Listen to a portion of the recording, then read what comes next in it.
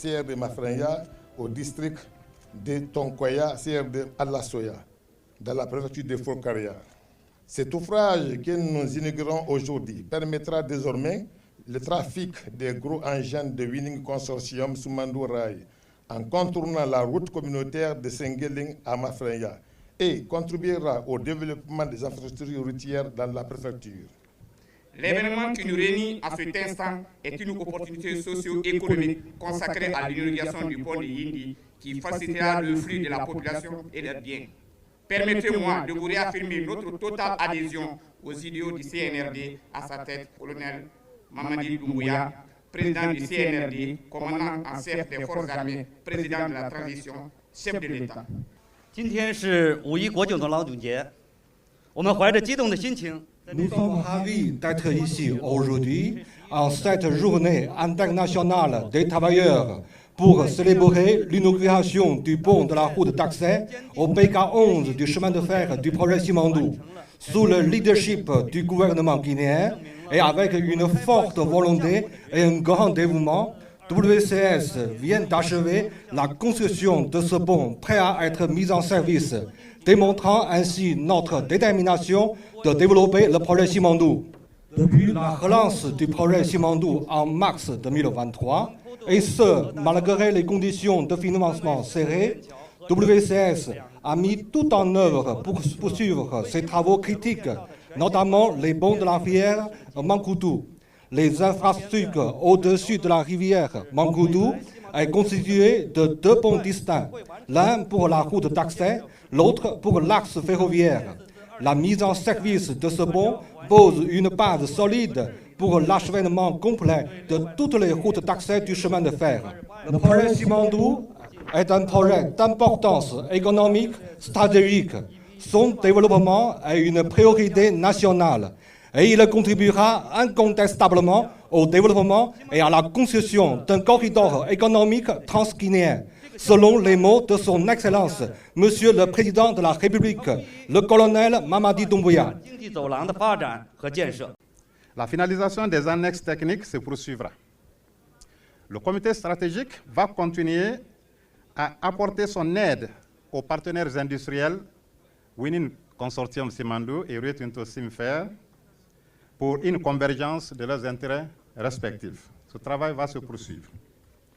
De même, avec le support des conseils de l'État, le comité stratégique va poursuivre les visites de terrain afin de s'assurer que la réalisation des infrastructures gigantesques de ce projet est en phase avec le chronogramme convenu avec les partenaires industriels.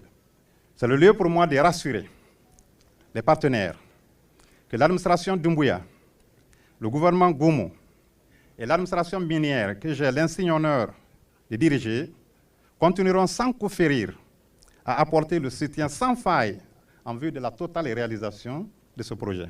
Nous restons convaincus que ce projet continuera à créer des opportunités d'emploi pour la jeunesse de la Guinée et aussi créer de la classe moyenne à travers des PME, les petites et moyennes entreprises, qui sont 100% guinéennes.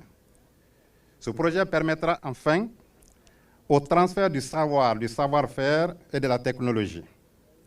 C'est en cela que le gouvernement, dans son ensemble, et sous la vision stratégique du président de la République, chef de l'État, est plus que demeuré confiant que les conditions de vie des populations guinéennes seront améliorées à travers ce projet gigantesque.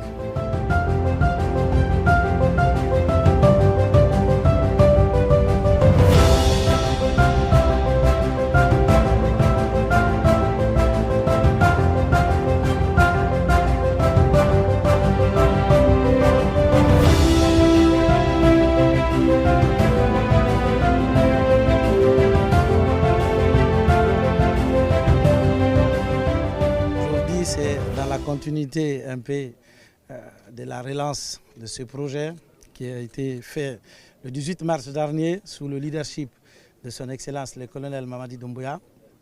Grâce à sa détermination, grâce à son leadership de pouvoir mettre les partenaires industriels avec des intérêts divergents ensemble, mais également grâce à sa volonté ferme de réaliser ce projet, Je pense qu'aujourd'hui, nous sommes en train, en tout cas, d'inaugurer l'un des ouvrages majeurs qui représente un jalon extrêmement important dans le cadre du projet Simandou. Cet ouvrage va permettre de pouvoir acheminer par la voie terrestre, en tout cas, tous les équipements nécessaires dans la réalisation de la tracée, dans la vision du chef de l'État, en tout cas, que nous sommes en train de continuer à accomplir sa vision. Nous sommes en train aussi d'accentuer le suivi sur le terrain, s'en assurer de l'effectivité de cette relance. Cette fois-ci, comme vous pouvez le remarquer, c'est une relance qui est différente des autres relances. Là, on relance sous la bannière de la compagnie transguinéenne, qui est une co-entreprise entre les partenaires industriels Rio Tinto Simfer, WCS Winim Consortium et également l'État qui est partie prenante de ce projet. Donc je pense que nous pouvons continuer en tout cas à être convaincus que Simandou se réalisera. Elle se réalisera, comme le chef de l'État lui-même lui a dit, dans l'intérêt du peuple souverain de Guinée. Mais la volonté politique ferme du chef de l'État est très claire. Le contenu local pour nous, il faut qu'on arrive à donner du travail aux Guinéens. Il faut absolument qu'on arrive à donner les opportunités de business aux entrepreneurs guinéens.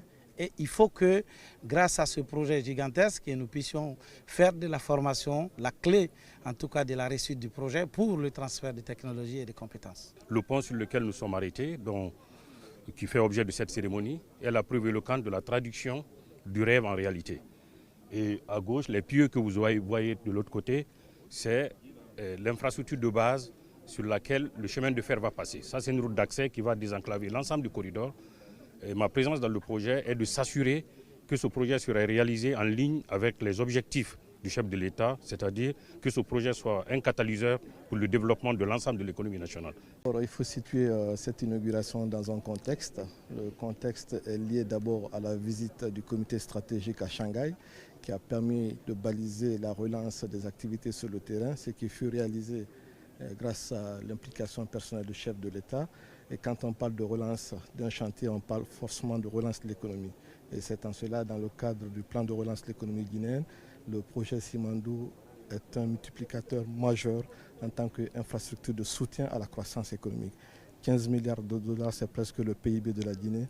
Et c'est en cela que nous sommes mobilisés tous autour de ce projet, autour du président de la République, autour du premier chef du gouvernement et de l'ensemble des membres du gouvernement du CNRD pour que le projet Simandou, que vous voyez, qui est une réalité, parce que le pont et les infrastructures qui sont sorties de terre, c'est une réalité pour les Guinéens, et que tous les Guinéens puissent conjuguer leurs efforts pour que ce pays-là puisse connaître un développement harmonieux et gradué. Nous voulons capitaliser justement sur ce gigantesque projet minier qui est pour nous un projet de développement socio-économique en mettant un accent particulier sur le transfert de compétences, surtout sur la formation d'un capital humain compétitif et aussi attrayant qui puisse servir le peuple guinéen. Également mettre un accent aussi sur la recherche minière, sur la recherche géologique afin de cerner ce potentiel minier qu'a notre pays. Donc mettre un accent sur la formation qualifiante de nos ingénieurs, mais également des ouvriers qualifiés qui puissent servir ce projet d'envergure, mais également les autres, les préparer pour les autres projets à venir dans notre pays. C'est déjà la fierté de voir une entreprise guinéenne, qui est le CTG, réaliser des ouvrages majeurs dans un projet guinéen que nous faisons avec des partenaires étrangers, bien entendu. Donc le ministre de l'Emploi que je suis, nous veillons à ce que le transfert de compétences se fasse et que dans les emplois disponibles à tous les niveaux, il y ait des Guinéens qui soient recrutés, formés et qui puissent pérenniser ce genre d'expertise au niveau local. On a élaboré une loi portant contenu local en République de Guinée. Cette loi a été adoptée par l'Assemblée, promulguée par le chef de l'État. Les tests d'application viennent d'être élaborés. La prochaine étape juste, c'est de valider ces tests-là et passer à la vulgarisation sur toute l'étendue du territoire national.